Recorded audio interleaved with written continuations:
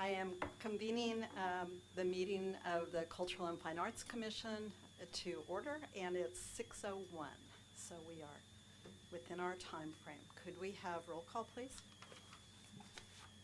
Commissioner Reiners? Present, right? Commissioner Van Wagner? Present. Commissioner Smull? Present. Youth Commissioner Farrar? Present. Commissioner Momsen? Here. Vice Chair Knudsen? Present. Chair Schlelein? Here. Thank you. Thank you. Next is the approval of the agenda, and I would like a motion and a second from the commission if you are okay with that, with the agenda. I'll make a motion to approve the agenda. I'll second. All those in favor, roll call, please. Commissioner Reiners? Yes. Commissioner Van Wagner? Yes. Commissioner Smull? Yes. Youth Commissioner Farrar? Yes. Commissioner Momsen? Yes. Vice Chair Knudsen? Yes. Chair Schlelein? Yes. Thank you. The motion carries unanimously. Thank you. At this time, members of the public may comment on any item not appearing on the agenda. We ask that you keep your comments to 3 minutes or less. Under state law, the commission cannot discuss or act upon matters presented under this item at this time. For items appearing on the agenda, the public will be invited to comment when the item comes up for commission consideration. Upon being acknowledged by the chair, please step to the podium and speak into the microphone. Begin by stating and spelling your name. Is there anyone here who wishes to make a public comment? Looks like not, so we will move on to 2.0, presentations, and 2.1 is the introduction to Emma Farrar, Youth Commissioner. Welcome. Would you like to say a little about yourself? I am a student at Sonoma Valley High School. I'm in 11th grade, and I decided to join this commission because I like art. I've been participating in it for years, and I would just like to share my appreciation for it. Thank you, Emma, and welcome. We're excited to have you. 2.2, the update of the Treasure Artist Program and the 2026 reception. And for that, we will start with Dave Jahns, our Parks and Rec Director. Good evening, Commissioners. I will be very brief because I believe I'm going to turn it back over to representatives from our ad hoc committee who's been busy setting the stage and getting things set for our upcoming Treasure Artist reception. We actually have another planning meeting this week, but I believe I'm going to turn it over to Commissioner Smull to give a brief update on what we've discussed to date, and if you need me to fill in any of the details, happy to do so. Need that. Appreciate it. Well, it looks like we've settled on a date. Thursday, April 16th from 5:30 to 7:30 p.m. Thank you for sending that over, Sarah. In the amphitheater on the plaza with the reception near the Bear Flag statue. Free to the public, RSVP requested. Let's see. It's pretty cool. We've got a couple of things. The Sonoma TV KSVY is going to be simulcasting it, live streaming it, I guess, with the simultaneous Spanish translation. We're working on that. We should have more details to follow on that, but that's an exciting one for this. So we should have a save the date and RSVP with the donate option and all of that stuff. We're working on that this week. We're going to be meeting again in a couple days. We'll figure that out. We haven't confirmed a rain contingency. Knock on wood, we won't need it, but that's probably a very good idea given the seasonality. And I think, well, that was all of Sarah's notes. I'm not going to take credit for all that. But it's exciting. We've got some artwork from Ada's mother, and I'm going to be putting together the program for it. And it's going to be great. Should be a time. So I think that's really all I've got. If anybody else wants to share, Connie, anybody? A reminder that Ada Limon is our 2026 treasure artist, and so because her schedule is so busy, it's quite a challenge to get this particular event going. but the city has done a wonderful job of working with their publicist. And so we are now on our dance card. So I think that's about all for now. We're meeting this week, so we'll have more soon. Thank you, and like the commissioners mentioned, we'll continue to update you so that you can share. I think that's big, as we'll push it out through the city's channels, but we'd rely on you to share it with your networks as well. At least seems like this is the first time, at least in recent history, that we've had the event held in the plaza. So we're looking forward to utilizing that space and welcoming all the community to join us. Can you repeat the time? Yes, I can do that. Thursday, April 16th, 5:30 p.m. to 7:30 p.m. Thank you. Free to the public, RSVP requested, and donations encouraged. Appreciated, that's the word. Item 2.3, update on creative student artist application process and timeline. Dave, again, take it away. I have the easy job so far, so I'm going to pass the microphone over to our senior management analyst, Sarah Tracy, as well as the ad hoc commission, to give an update on the student creative artist timeline and where we are with applications. Thank you so much, Dave. This is more just to let you know that the Student Creative Artist Award application period is officially open, and we are on our typical timeline where we start accepting submissions around this time of year. This year we did, because of where everything falls, you know, the way the calendar works sometimes, the due date for all submissions is March 18th, and the initial outreach to the various art educators and art organizations and affiliated has been done. We have posters, flyers that you can take if you would like, and then there will be scheduled. The important part for you all, obviously, is when you will see the submissions, which is at your meeting. It's a special meeting specifically just to do the interviews with the student creative artists, and that will be on March 31st.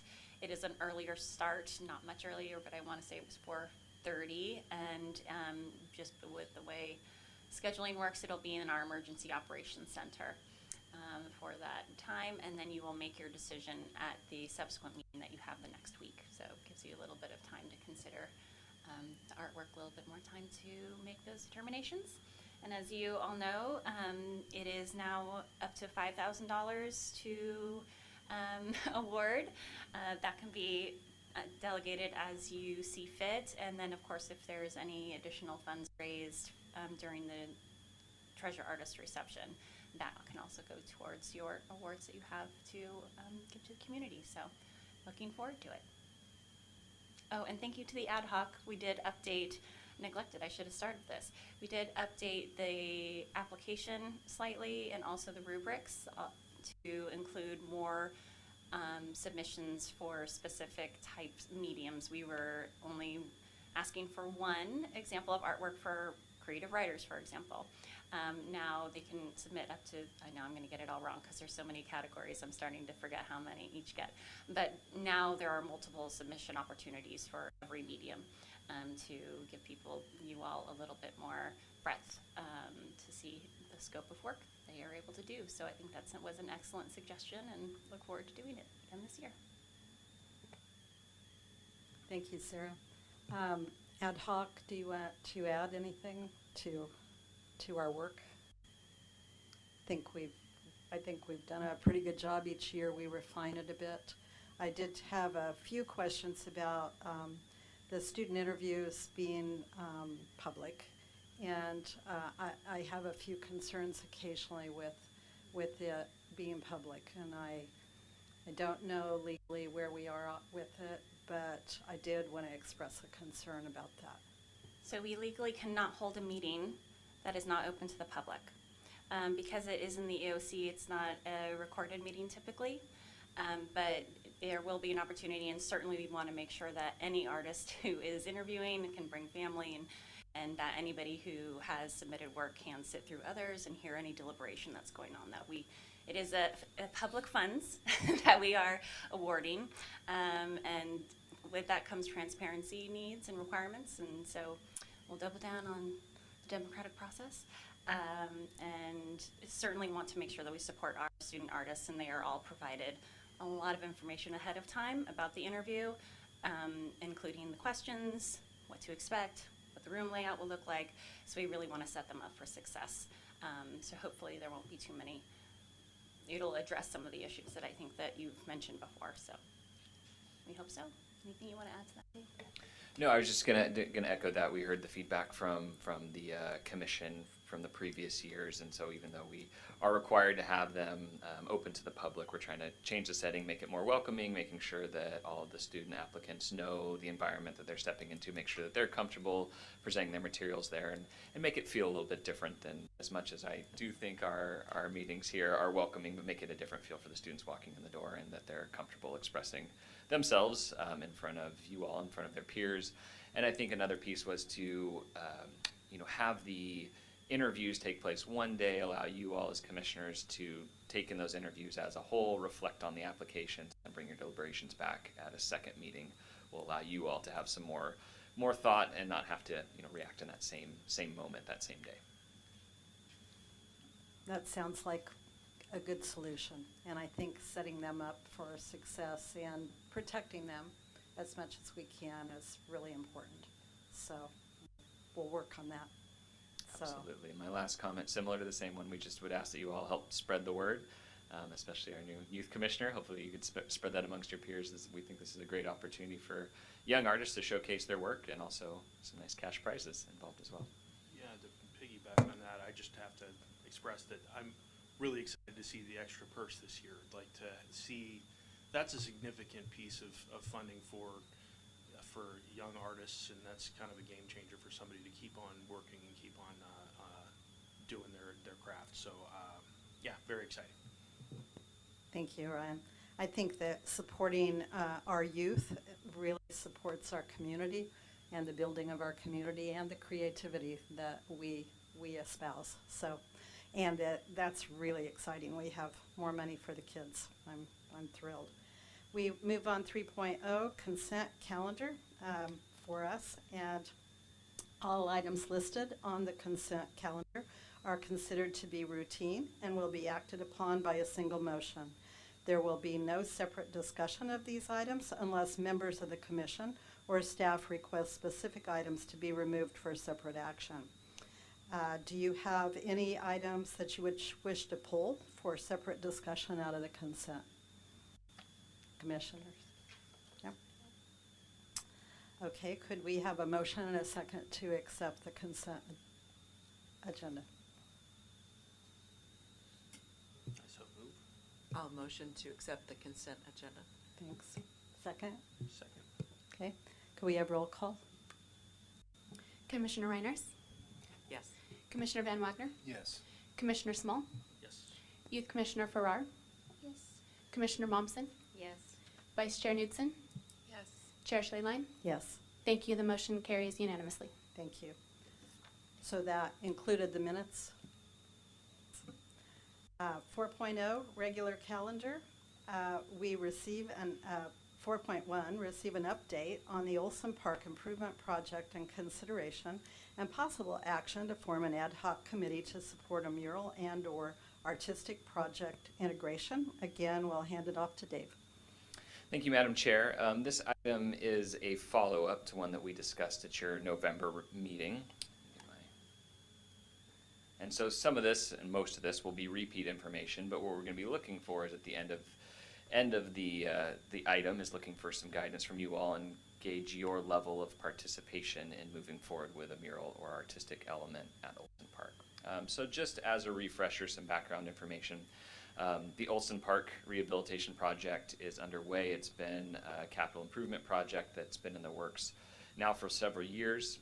You may recall it was fairly far along in the design process. Initially, there was outreach by way of surveys, in-person workshops. We got online feedback, direct conversation with neighbors, working most directly with our Parks, Recreation, and Open Space Commission. Initially, there was a space designated for a mural, but as the design process moved along due to budget constraints, That item was removed initially from the design as we brought new staff members on board and brought the Arts Commission into the fold. We realized was an important component and an opportunity to bring public art to a new rehabilitation project. And so we brought that item back to you in November to gauge your interest and support of putting the mural back into the design, understanding that the funding would have to come from a separate funding source, most likely a public art fund. And after your approval, we took that concept, took it back to the Parks and Recreation Commission at their December meeting to share with them your support for it. They were all in agreement this was a great opportunity, as they originally focused to have artistic elements there. And so we're at the stage of, I think there is general consensus that adding a mural or an artistic component to this project makes a lot of sense, both for community benefit, but also to meet the goals and the work plan of the Fine Arts Commission and the Parks and Recreation Open Space, and opportunities for those two bodies to work collaboratively on community improvement projects.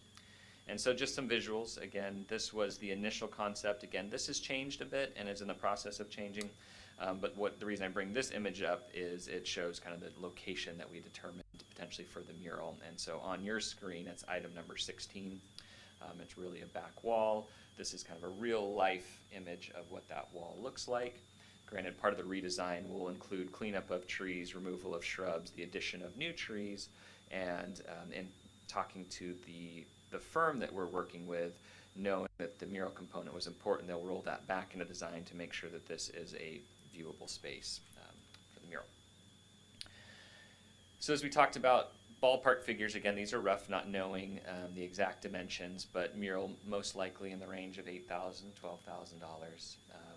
The public art fund balance hasn't changed since we last met. We have some funds set aside for this year, primarily to support the utility box item, which will be coming to you in short order, as well as support things like our treasure artist reception and other projects that come up throughout the year. And so really what this meeting, the item is for tonight, is to check back in with you and make sure that the mural concept is something that you would like to proceed, and then also gauge your level of participation in guiding that mural or artistic process. So you have the opportunity to create an ad hoc committee. Would be one avenue where that select members of your group could work directly with staff, with the design team to support and lead a call for artists and make sure that the art selection is in tune with the park design and the community needs. The other option that you have to consider this evening is if you'd like to defer that to staff and the architect team, we'd be happy to do that, but wanted to definitely give the commission an opportunity to be part of that process. Regardless of your decision tonight, we intend to bring back the mural design, recommended designs for you. I think it's just that level of how much you would like to be involved in that process. We as staff certainly welcome your guidance, your expertise on that. We also know that you have a lengthy work plan and list in front of you as well. So with that, happy to answer any questions. I know this was primarily an overview of where we were, but looking for some direction on whether you'd like to form an ad hoc committee. And if so, we'd ask that you make a motion and form that committee tonight, because the intent is that we will move this project out to final design and out to bid as early as this spring. So with that, I'll turn it back over to you all for any questions or clarifications that I can provide. So opinions about handing it off to staff or forming an ad hoc and directing?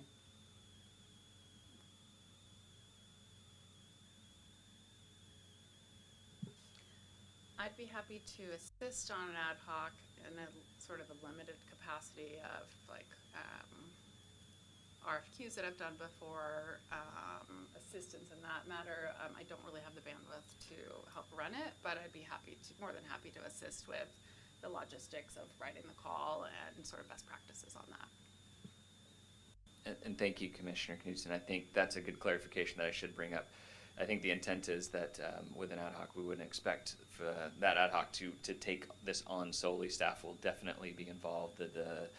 The architect firm that's working with us will continue to be involved. I think the intent is that you would help us, guide us with your expertise, and then ultimately with the selection process. Not too different than what we're seeing with the utility box project now, in that hopefully we have some robust submissions that would come in. But would certainly welcome your experience that you've had going through this process, in lining up timelines, because we know that there's, the project being in construction and development, and then also doing a call for art simultaneously could be two different processes, and so that we meld them together so that it's cohesive. Question, will the art be local artists, or will there be a slant towards local artists? Just wondering how that might work out. It's a great question. I think something that if we do form an ad hoc, we would look to you all for some guidance on that. We have the opportunity to, I think, keep it as locally focused or go as broad as we'd like to. So that call for artists has not been formed yet, and so I think that's where we look to you all for guidance on that. And so if we don't form an ad hoc, we'd look for you as a body to provide some direction on that front. I do think that creating a project like this that is in collaboration with another commission is a really important precedent for us.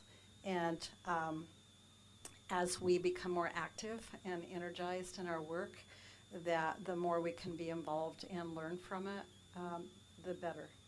So I would encourage us to do an ad hoc, because there's a lot of learning there. There also is a vision, I think, for the city that can be created as we start to knock out different projects. And so a unification of that, finding some unity and bringing the community together visually is super important. My last comments, and then I promise I'll be quiet over here, but I think helpful for potentially our new commissioner, and then also as I'm clarifying. So typically when we're asking for ad hoc committees, what we're looking for is a committee of 3 or less, so less than a majority. And what that allows us to do is do complete work without having to be in a public meeting setting. So we can essentially do work between our regularly scheduled meetings, where we don't have to notice it and have agenda. So it allows us to be have a little bit more flexibility to get work done in between meetings. It has to be less than a majority. And as far as time commitment goes, again, this is something that where staff will be heavily involved. It can ramp up, ramp down, really is at the availability of the committee itself, and staff works directly with them, but allows us to have meetings outside of our regularly scheduled meetings. And I promise we'll make this as painless as possible as you're making your determination of whether you'd like to be an ad hoc or not. I think we should go for it. I'd be willing to step up and help out. I think the continuity piece is really smart, especially with the utility boxes coming together and working with another committee. I think would make sense. So I'm down to do it if anybody wants to come with me. Please. I'd be happy to be on the ad hoc. My bandwidth is limited, but I like the support that we get from all of you. I know we're gonna set goals later, but I agree this is important in moving forward what we want to be involved more in. So I think it's a good first step. It sounds like we have 3 on the ad hoc that have volunteered: Meredith, Ryan, and Robin. If there is a third that wants to do it, I'm okay stepping back too. I mean, I love this stuff, so. I love doing it, but maybe, I don't know if it's allowed to tag team if Meredith gets too busy. Probably not.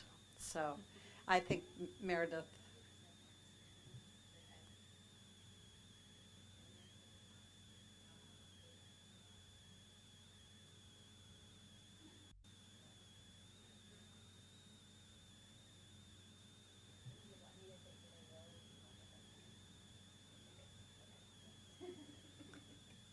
So Commissioner Momsen is the 3rd. Excellent group. So I think this will be terrific, and I'm sure we'll get some advice from consultants. And just to reiterate, we'll work with ad hoc very closely and allow us to work, but we will bring back the final proposal for the full commission to have an opportunity, because I know this is a unique and a new and an exciting opportunity, so we want to make sure that the full commission has an opportunity to weigh in as well. And we will need a motion to formalize the ad hoc. Yes, and then we need a public comment. Okay, so can I have a motion for for creating an ad hoc and a second? I move ad hoc for this project. Second. Roll call. Commissioner Reiners, Yes. Commissioner Van Wagner, Yes. Commissioner Smull, Yes. Youth Commissioner Farrar, Yes. Commissioner Momsen, Yes. Vice Chair Knudsen, Yes. Chair Schlelein. Thank you. The motion carries unanimously. Thank you. At this time, we would ask for public comment, if there is any public comment. And I think we're done with that item. 4.2, utility box art wrap pilot program, art walk selection, and possible recommendation to council. It's been a long time coming, but we're here. We're handing it off again to our Parks and Rec Director. Yeah, thank you, Madam Chair. As you mentioned, I know this has been a long time coming, so we want to thank the Commission's patience with us. This has been a learning process, as we've mentioned, along a pilot program, and I think we're at an exciting point in the project. But just want to appreciate everyone's patience, and then also for the ad hoc, who I will give ample time to give their feedback and comments as well. So what I plan on doing is I'll go through just a little bit of background information, share where we are in the process. You all should have received in your packets images of the recommended designs from the ad hoc committee. We'll be going through those, putting those on the screen as well. Ultimately, what we'll be looking for this evening is your recommendation to move forward the finalized recommended designs to City Council for their consideration and approval. Alternatively, you can request more information from staff or the ad hoc committee, or potentially move forward with only select designs. But let's dive right in. So some background information, as is mentioned before, this has been discussed for several years now. This initially kicked off as a goal from the Fine Arts Commission to activate our public spaces by bringing more public art into community accessible areas. This was followed up in December of 2024. City Council adopted Sonoma's public art policy and procedures. I'll put up some of those bullet points in just a moment, but there's some key areas within those policy and procedures that really fit into your role as commissioners in this process. In early 2025, so about a year ago, an ad hoc committee was created. Some of those initial steps were determining box locations, what the process would look like, and I think early on in that process it was determined and clear that we would need support from an outside agency, a professional fabricating company, to help create these designs that would be installed on the boxes. In this past summer, a call for artists was launched, and pleased to say that we received submissions from 16 artists, all who submitted more than one artwork, so created, I think, a really widespread display of different artistic talents and styles, and great representation both of local and regional artists, and really made our decision very difficult. Following that, in September of this past year, City Council approved a professional services agreement with Fast Signs, which was the company we've been partnering with to help put together these templates, and ultimately will be completing the installation process. And they really have been instrumental in helping us go from initial submissions into the templates that you're seeing before you tonight.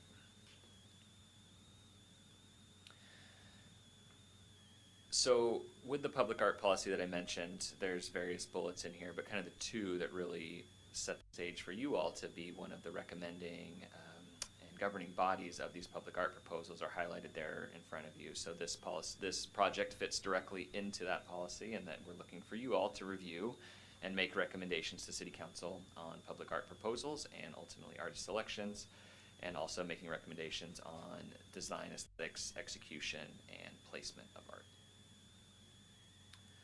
So continuing on, at the end of the last calendar year in the November-December timeframe, and again early here in January, the ad hoc reconvened one more time to review the submitted artwork once we had a better idea of what the templates would look like.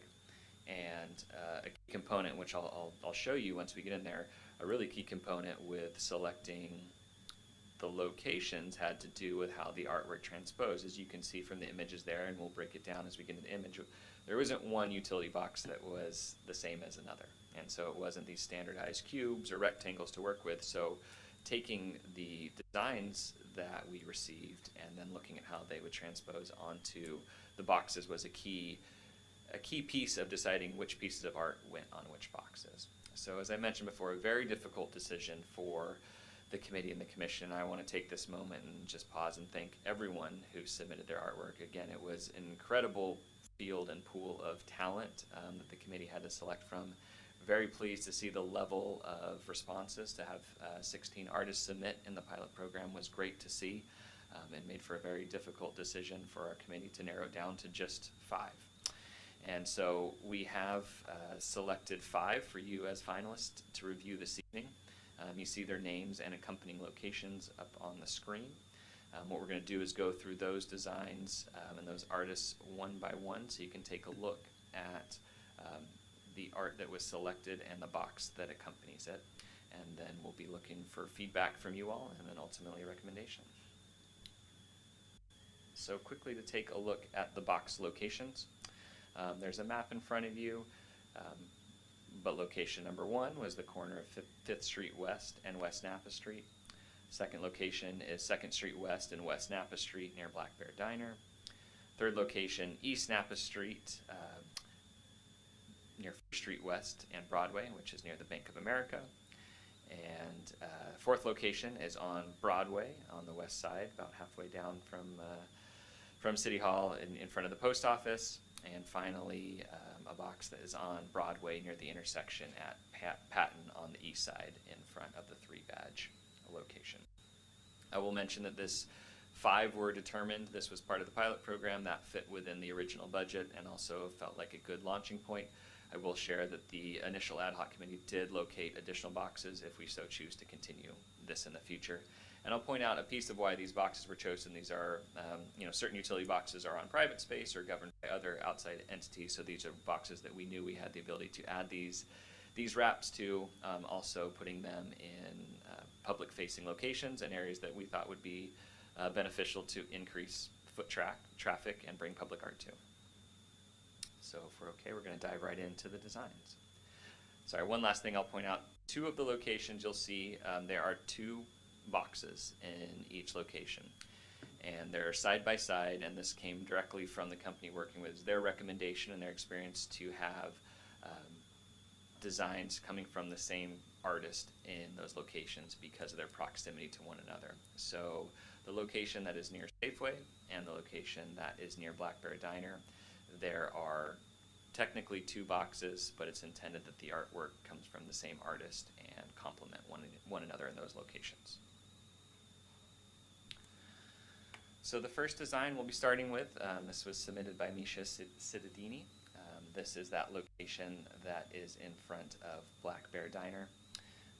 So I'm going to be showing you 2 boxes, 2 different design works, similar style but very different artistic representation. So that's box number 1. And this is the second box. And again, these weren't intended at this point to be option A or option B. These are 2 boxes that were intended to go together, coming from the same artist. And if okay with the commission, please stop me at any time, but my intent was to go through all of the designs and then happy to circle back through them and we can look at them individually. All right, moving on to the second box location. This was submitted by Alex Cole, and this is at 617 Broadway. This is the location that's right near the post office. And as you can see with each of them, what we've tried to do with the templates is take the boxes, and these are dimensions have been scaled and put appropriately, so this is what the art would actually look like on the boxes. You can see they're delineated by their front, either side, and rear. And so depending on the location, there were some times where there was more of a public-facing front or a public-facing backside, other locations where there's not naturally that foot traffic, and so that's where we worked with the designer, where it may not be a complete 360 wrap, but try to make it cohesive and get the predominant pieces of the artwork to facing as much of the public side as possible.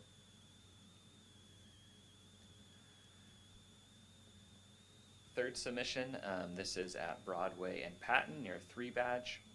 This was submitted by a brother combination of Judah and Silas Herrera. And you can see, again, the very different box style than what we'd seen before. a little bit more visible all the way around 360 side. So this was being proposed for that location. Location number 4. This will be another one of those with 2 boxes. This is the boxes that are located near Safeway. Artwork submitted by Johnny Hirschmugel. This was the first one, and again, this is one where we had to play with the design a little bit and do a little bit of mirroring so that it would wrap around and that the elements of the image would be prominent in the front and the front face, and the second side that was more front facing, and then wrap around nicely to the back. And this is the same artist with a complimentary box right next to it at Safeway. And finally, the 5th design. This is a location near Bank of America, submitted by Veronica Napolis, if I'm saying that correctly. And again, this was one where one of the designs that had more of a horizontal landscape feel to it, and so in order to have the most prominent pieces of the young girl on there be on the front face, this was a box that was selected because that artwork wrapped around nicely.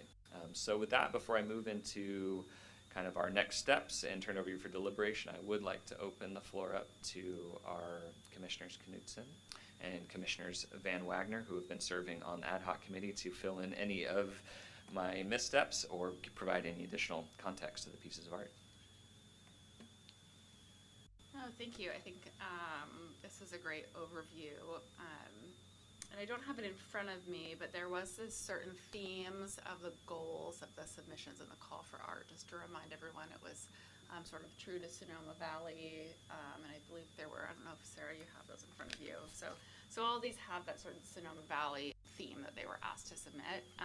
And like you mentioned, we only had a handful of submissions, but it was great to see the different ages, and I think it's really important, again, to support the youth and including them too. So yeah, it was an exciting ad hoc to be on, to be reviewing this.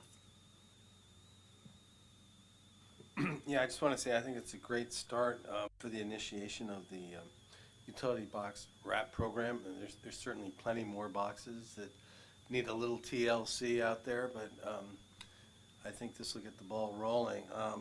I think it's going to have a significant impact on the public art and the aesthetics in the community, and I think we're going to get a lot of appreciation from the public. So it's going to be well worth the effort and the money that we're putting behind it. And then also, I think it's a great opportunity for the artists that have been selected to get visibility and recognition. So I'm very much in favor of that, giving them more exposure. So all in all, yeah, I'm thrilled to see that it's actually going to come to fruition and we're going to implement soon. So I'm excited. Yeah. It seems like we've gotten started with the process and have learned the process now, so that should on-ramp other boxes fairly easy. We've learned a lot, it sounds like. I'm curious what the ad hoc or staff have learned as far as lessons learned. It would be helpful. Yeah, thank you. And I know from my perspective, and I know I'm fairly new to the process itself, I think one thing that we learned was, especially in selecting the artwork, is if we were ever to do a call for artists again in the future, we would do things slightly reversed. And what I mean by that is we would put probably the templates out there for specific locations and let artists respond to that as we got to the level of, as I was mentioning, the placement of the artwork on specific boxes. Certain, for example, this piece of art, which is fantastic, just didn't work well on some of the boxes because of their dimensions, right? You lost some of I think the intended imagery of that. And so putting that out to the artists and to the community of the specific locations and a template that comes with that, and then letting them respond accordingly with their specific art, I think would be beneficial in the future. But I would also want to give a moment to have Sarah weigh in if there's anything, since she's been part of this process significantly longer than I have. Yeah, definitely lots of good learning. It was also the first call for artists that we'd put out as a body. And so that was, the RFP process went well. It got a decent response.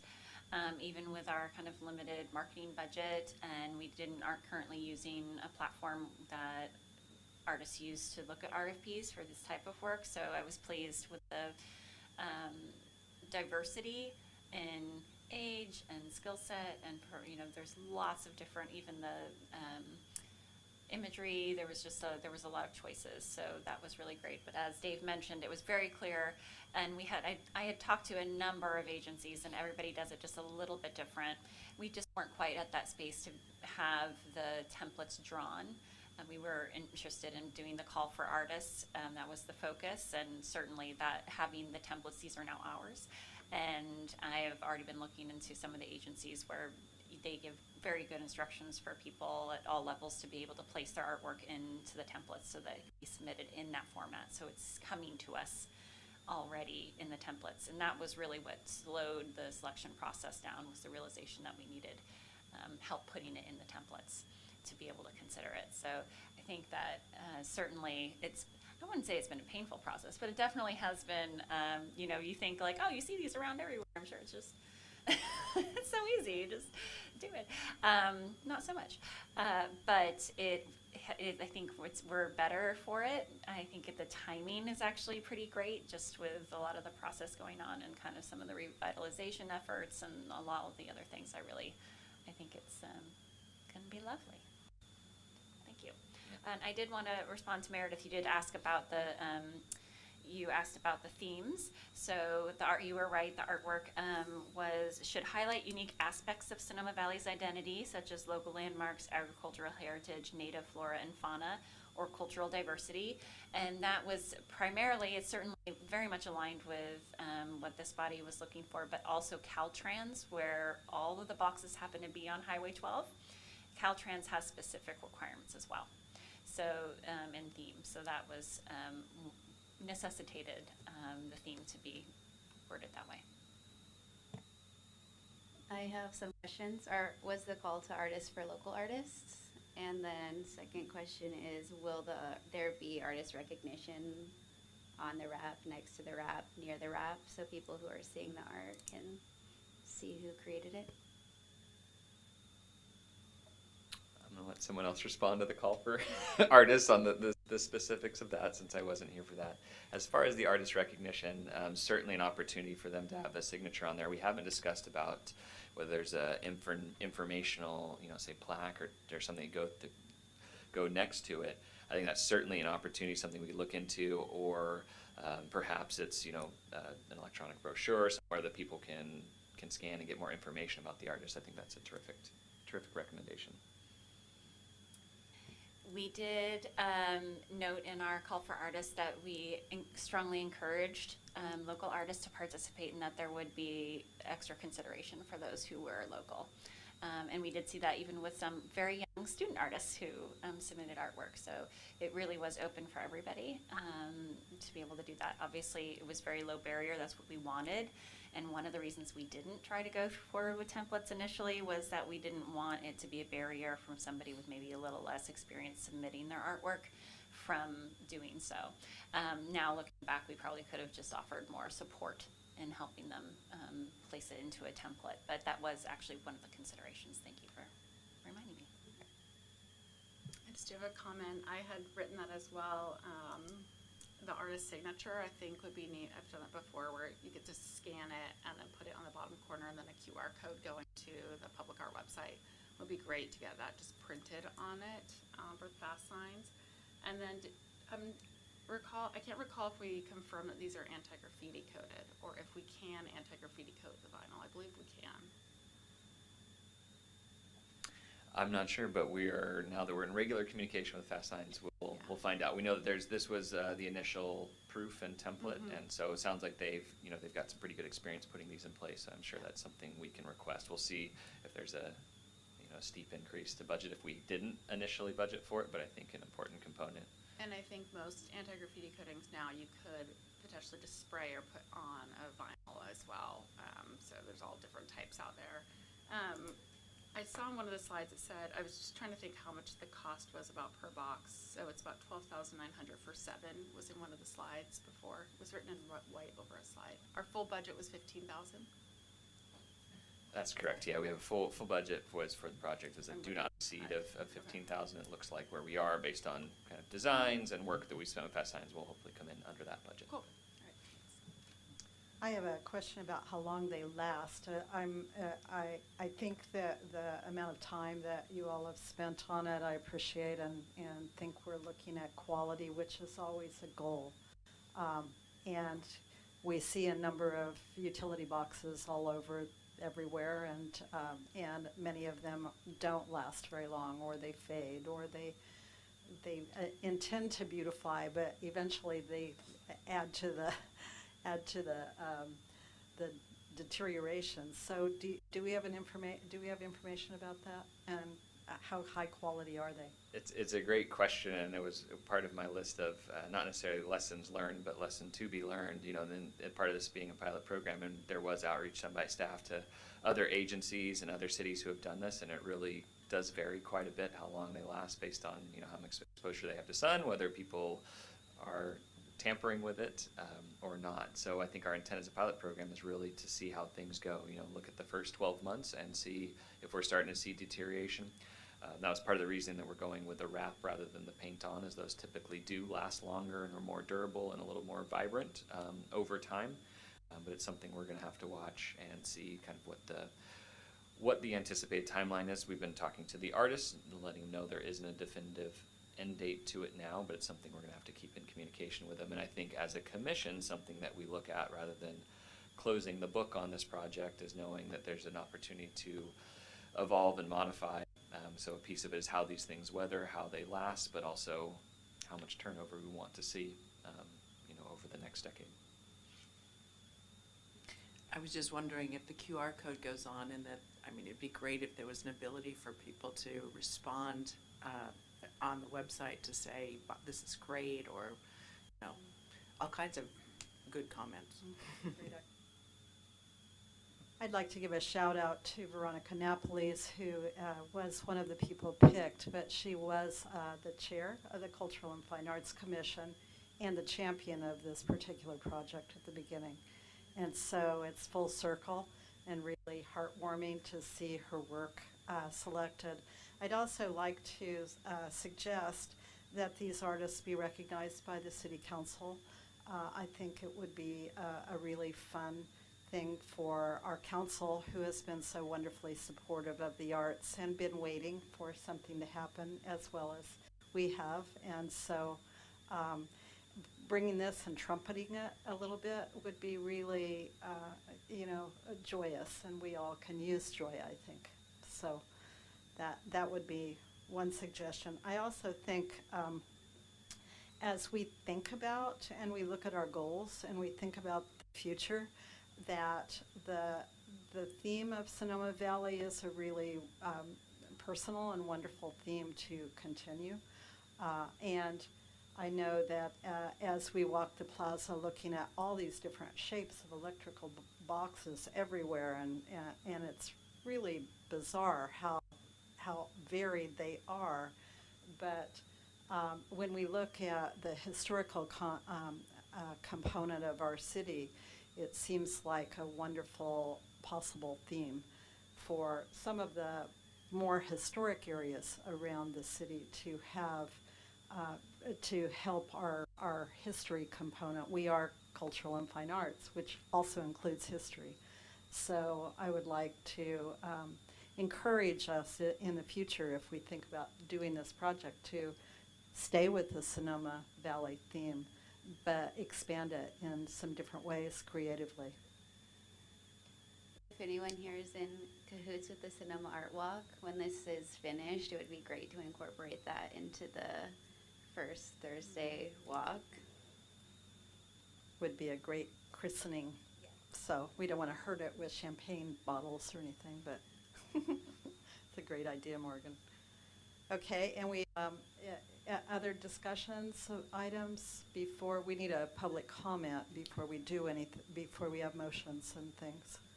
Public comment. And the last thing I'll say is just kind of the next steps. If you were to recommend these move forward this evening, our intent is to move these forward to City Council for final review and approval in very short order, ideally at their next meeting. If approved there, we would work with Fast Signs to move into the installation phase. It'll take just a little bit of time to go from a template to a finalized proof. We want to make sure that the artists have a quick look and make sure that they approve of the way that their art is positioned before finally putting it on there. We'll look into those components of adding artistic recognition on there, so by way of signature or more information, and then targeting the spring for installation. Doesn't sound like installation takes too long once they're produced. Just need a nice stretch of some good weather, but the intent is to have this completed by this spring. But again, that's one step after you guys finish your deliberations, but that's what it would look like if approved this evening. So with that, turn it back over to you all for public comment. Any other comments by the commission? Public comment? Anyone out there want to speak about it? Okay, with that, I'm going to ask for a motion and a second to recommend the project to the council for consideration and possible approval.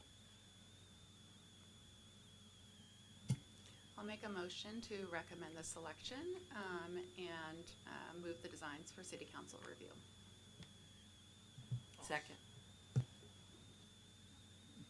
May we please have a roll call? Commissioner Reiners, Yes. Commissioner Van Wagner, Yes. Commissioner Smull, Yes. Youth Commissioner Farrar, Yes. Commissioner Momsen, Yes. Vice Chair Knudsen, Yes. Chair Schlelein. Yes. Thank you. The motion carries unanimously. Yay. Celebrate. Thank you, everyone. Thanks for the ad hoc committee and Sarah and Dave for all your help. Item 4.3, review the City Council's 2026, goals and work plan update and consideration and possible action to form an ad hoc committee to develop a 2026 work plan. We will again hand it off to our Parks and Rec Director. Thank you. So this evening we'll be essentially setting the table for you all to create your work plan. The intent isn't to cement it into concrete and adopt tonight, but would like to spend a little time talking about why we have a work plan. City Council just met as a body about a week and a half ago to go over their initial plans for the 2026 calendar year, and then what the next steps look like for you all to create your 2026 work plan. So let's start with why we do a work plan. I know that last year was the first time, at least in a while, that the Cultural and Fine Arts Commission had a work plan in place. And so, as you well know, you serve in an advisory role to the City Council. But in addition to that, what your work plan does is it complements and helps guide staff work and helps support community-led initiative in the creative and artistic space. Our City Council does encourage commissions to adopt a plan. What they do is they'll set their overarching goals, and then there's certain goals and sub-goals within the City Council's goals that relate directly to your work as a commission. And so what it does is allows you to create the areas that you want to prioritize and focus on as a commission, knowing that there's going to be other projects or proposals or ideas that come up throughout the year, and we'll attend to those as those come up.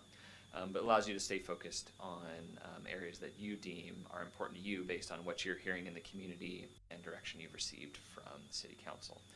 And what we're looking to do this year is pick up on a successful 2025. You guys created a work plan and have made some very strong strides. One of those you just hopefully checked off the list by approving that recommendation to move forward the utility box. That was part of your work plan for last year. So let's start quickly with what City Council discussed. It was a public meeting, about 5 hours long, where they discussed priorities, reflecting on what was accomplished in 2025 and where council wanted to focus their attention and turn, where they'd like to see their advisory commissions and staff focus their attention in 2026.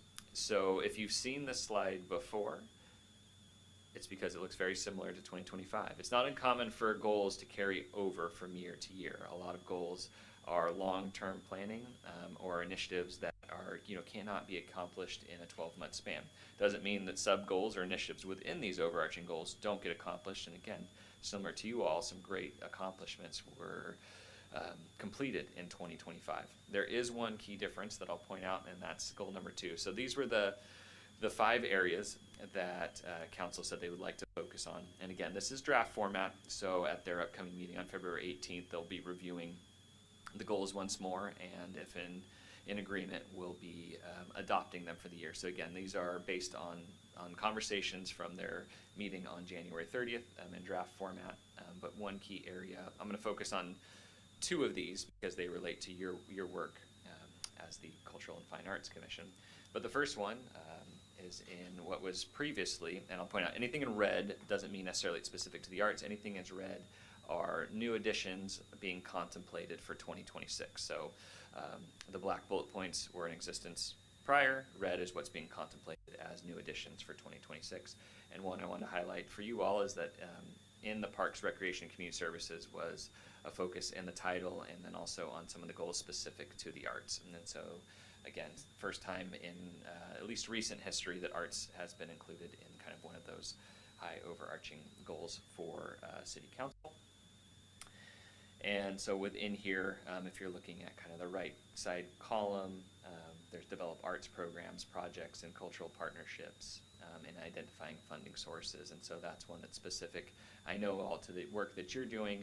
I know many of these, the way I've seen it, I know our conversations over the last year have gone, is that there can be looking at a lot of these park enhancements, park opportunities, ways to connect both people and places can be viewed with an artistic and creative lens as well. So I think opportunity to bring art even into those ones that aren't spelled out specifically. And then the second area, this was specific to economic development and financial stability, but I know that there's some contemplation of including our cultural and creative businesses as we look to strengthen our economic and business community. So again, I think another way that we can look at how arts can be a driver not only for individual and community experience, but how it really can be an economic driver in our community as well. And so here's a snapshot of your priorities that you had over the last year. And again, I know there were sub-goals within these, but these were the areas that you decided to focus on last year. And as you can see, you made some significant strides in every single one of these areas. And so again, for you all to contemplate is to which of these areas do you want to make a focus point for 2026? And just because if you decide something doesn't remain on the list doesn't mean it's not important, doesn't mean that work's done. But we also know you have finite time and have to focus your energies there. So this is what you looked at in 2025. Our ask from the commission is to not solidify your work plan this evening, but let's wait and see what City Council finalizes as their final plans for 2026. Again, there may be further discussion, maybe further defining of how the arts fit into those goals, and so that'd be an opportunity for you to take that information. What we are asking for this evening is you're welcome to have a conversation this evening, talk and reflect on your 2025 goals. If there's initial ideas you'd like to throw out there. One path forward would be, again, to create an ad hoc committee, and the reason that's an option or potentially a productive path forward is that'll allow, once the City Council adopts their goals, potentially at the next meeting, would allow this ad hoc to go to work on working directly with staff to create a proposal of your work plan, and that would allow us to put that in front of you at your next meeting, so you can move to adoption, and it doesn't move it 2 meetings down the line. So again, similar to the mural process, allows us the opportunity to kind of work between meetings. Similar to the mural project, if you would prefer to have staff put together that the proposed work plan for 2026 based on your comments and based on what we've seen you complete in 25 and wrapping that together with what the City Council discusses, we'd be happy to bring that back at your next meeting as well. So again, this evening, an opportunity for you to reflect on your 2025 goals, talk about interest levels for 26, and then a consideration of whether you'd like to form an ad hoc to work with staff to bring back a draft work plan for the Commission's consideration at your next regular meeting. So with that, happy to answer any questions you have, go into more detail on what was discussed during City Council's session, and or open it up for your discussion. Any questions, thoughts? I think that one of the things that strikes me as sitting in February working on 2026 plans seems a little behind the curve. And it would, I think, behoove our city to do an earlier goal setting so that we aren't waiting for city council and so we can align. Just a suggestion or a curiosity why in February we're doing this instead of the end of December. We should be getting ready for January. Do you have any, can you help me with that? I can't give too much historic context of why that date set. I know that I think there has been times that the council goal setting has taken place in December. I know it can be a challenging time for both council members and the community to participate, so I have a feeling that may be part of it. Also, I know there's some final things that get completed in December, so I think for them it's an opportunity to start the year fresh and look at it and get it in front of them early on in their first quarter of doing it. I think the other piece is knowing that even though it is an annual work plan, many of the goals carry over from year to year. But I think point well taken. I know for the commissions that meet only on a quarterly basis or less frequently, if there's an opportunity, and perhaps this is something that we can work on individually even as a commission, is that we could form, say, that ad hoc at a sooner date and allow at your first meeting of the year to bring back a draft format. I think that would certainly be well within reason when we're looking at next year. I appreciate all the work that they do on their goals, and I don't mean to be too critical, but I feel like our commission has really started to move things, and we like that. We like to move things along, and so you know, anything that we can do, and I believe that an ad hoc is a smart idea to move our goals forward. I think that would help. Then we aren't waiting so much. We could be more proactive, which is sort of our style. Other commissioners' thoughts about whether we should do an ad hoc for this? Yeah, I think it would be key to do. We have done a lot these last 2 years. I know we had the public art policy toolkit. I would love to see funding looked at with the 1% or a percent for art program. I think that's really our next step. You know, we've got, what, 95,000 now, but just looking at the long-term sustainability of an arts program would be great. So I think that I would love to see that in our work plan, at least doing studies on that and moving that forward. And yeah, I'd be happy to work on the ad hoc on this. I think it's really important work, what our goals are. We have Olsen Park, which will be a very important learning experience for us. And again, I think working cross commissions is something that we all need to think about. So as we, and this seems to be a good time to start to talk about what our goals are. Whether we do an ad hoc or not, I think it's time to think. Meredith's brought up funding. Funding has been on the table for a while. We have a very pro-arts city council and a pro-arts community, so it's a great time to ask the question, to pose the question. And finish the utility boxes, that's going to be exciting. And learning a lot of lessons about, you know, art on loan, different ways to engage the community in possibly activities of some sort. The youth are always a big issue. So the past treasure artists are always there at the ready for us. They are still engaged and very active. So as I watched the city council set their goals, they were doing a great job of listening to the community that came to speak, and I felt like they were the fact that we were put on as art. We actually made the banner headline of the goal. It's a huge step, and I think we need to be bold and go for it this year and do it ad hoc. But I'll leave it up to you what you want to do. Just wanted for the, as we were talking about timing, just chime in a little bit, especially since we have some new members, to remind you all that council goal setting is primarily also in this time frame because we're starting the budgeting process for the year. So our budget runs on a fiscal calendar, so it's even out of line with our work plan, right? So we're talking about a 12-month period when we think annual, but then really we're looking at your work plan to see what needs to be included in the budget or looked at in terms of funding. When we get to that June timeframe, we, of course, that fiscal year starts July 1st, and so even if we were to start earlier, we wouldn't necessarily have the funding to perform those actions. So it's always a little bit of a chasing our tail situation, but that's the kind of cycles to set goals, then to align kind of the budget with that, and all the time, of course, the council then is supporting their priorities by allocating budget towards that.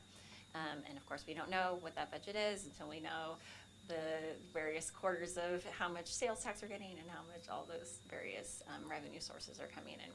So it's a little bit of a catch-up game, but that does play into the kind of how fast we can move things along are often tied to that process. Thank you, Sarah. Can you remind me, is it about up to $25,000 that council approves going into the public art fund fiscal year, depending? It's up to? Yeah, that's correct. And there, I will remind you with the 1% for the arts, that was a recommendation by the ad hoc formed for the policy update. It wasn't included in the policy. It was recommended to include it in the fee study that the city is doing because they're looking at all of the fees for the entire city. And I will confirm with Dave, but I believe the 1% has been included in that fee study. The fee study is just big, so it is taking a while, and ours is wrapped into all the other fees that are also going to be going in front of council, but it is included for their consideration. Great, thank you. And it is currently, I think the discussion point on that is what part of development will be included in that. So currently, the recommendation from the ad hoc was commercial development over, I think, $250,000. And there has been even, there's been discussions on the dais at City Council about maybe expanding that or looking at more broader opportunities for that 1% if it does pass. So there is a conversation happening on it. So I guess with that, just opinions about ad hoc. Can we maybe just loosely say how we feel about creating one, having the group, rather than have staff do it? I think it's important we do it. We are the commission, no offense, you guys, but, we're the ones here, so I think it's important we set the goals. That makes sense to me.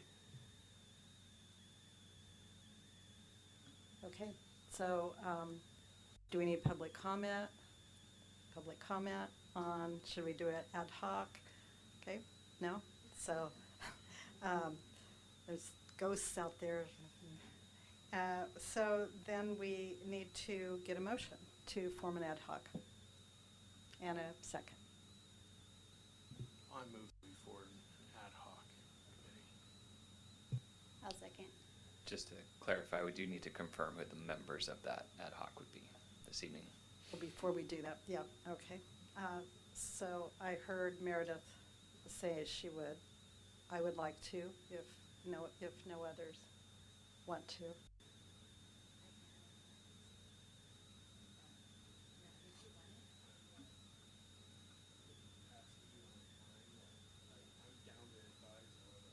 Okay. Okay. So Morgan too? Okay. And just to clarify, similar as the other ad hoc, we envision this, working with staff. So what we'll do is we'll allow the council to have their final adoption of their goals. We'd convene as an ad hoc, and again, that work plan would come back to the entire commission for discussion, deliberation, adoption. So every commissioner will have an opportunity to take part in that process. Great. Okay. Now we need a motion again because we've got the members. So a motion and a second, please. I move that we make an ad hoc committee for this purpose. Second. Roll call. Commissioner Reiners, Yes. Commissioner Van Wagner, Yes. Commissioner Smull, Yes. Youth Commissioner Farrar, Yes. Commissioner Momsen, Yes. Vice Chair Knudsen, Yes. Chair Schlelein. Yes. Thank you. The motion carries unanimously. Yay. Thank you. We're at 5.0, Commissioners' Reports and Comments. Does anyone have meetings they've had or things they would want to update about, Commissioners? As some of you may know, I manage arts and culture for Santa Rosa, and we are hosting a film mixer on February 27th. It's a Friday, but really it's looking at the whole region and the film community, filmmakers, writers, etc., on how Sonoma County can be really starting to lead in the film industry. Santa Rosa Airport has direct flights from LA and Burbank, and we're really looking to start leveraging that for the local arts community and also encourage filmmakers to come film. So it's a great network opportunity. February 27th, Friday at 6 p.m., La Rosa, downtown Santa Rosa.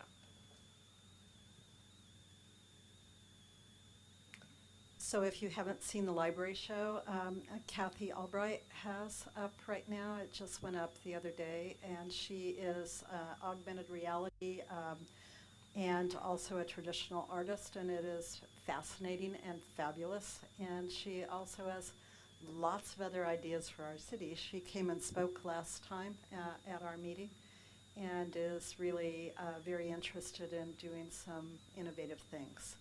And so if you get a chance to go to the library and see the show, it's well worth looking at.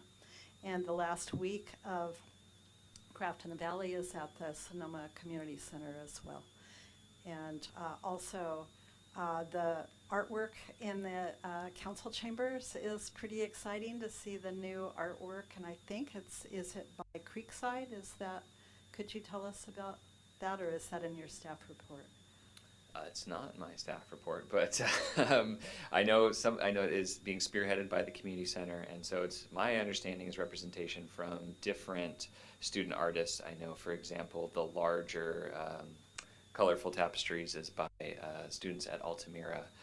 Met the individual Alexis who did the art in the back of the room and actually got hung earlier today. So it's my understanding different youth artist representations from throughout the community, but Sarah may have more insight. I think that it's coming at different times. They've done a few different installation dates, and I believe that's still working. So they haven't provided a formal description of it, but we've let them run with it. So they just said, "Can you open the doors?" And then we let them in, and we let it be a surprise for everybody. But it is student art. I think you actually might recognize. I've noticed a few pieces that I'm pretty sure I saw in our Student Creative Artists Awards last year. So that was when we originally partnered with them to do the installations. That was one of the goals. And so we did provide them information from all the students, but we did not oversee the actual collection of the artwork. So they will have more information about that to come. We'll put out, when it's fully complete, we will make sure that we put out information for the public and everybody else. I'd also like to mention, I think that if you don't know, the Strategic Arts Plan has been really working for the last couple years about prioritizing music, elementary music especially, and rebuilding the music program. And I think tomorrow night is a first grade concert. I believe it might be at El Verano. I'm not sure which school, but I think it is El Verano. The first showcase for first graders in a long, long time, in many generations. So they're making a lot of progress. There's all kinds of things to report. I'll be doing a column, I believe, in the Sun about city art and school art. And so because I think that communication of the arts is really, we need to step up that sort of thing, spotlight what we're doing, and sharing some good news, because people really need the good news. So that's all I've got. So with that, 6.0, city staff reports.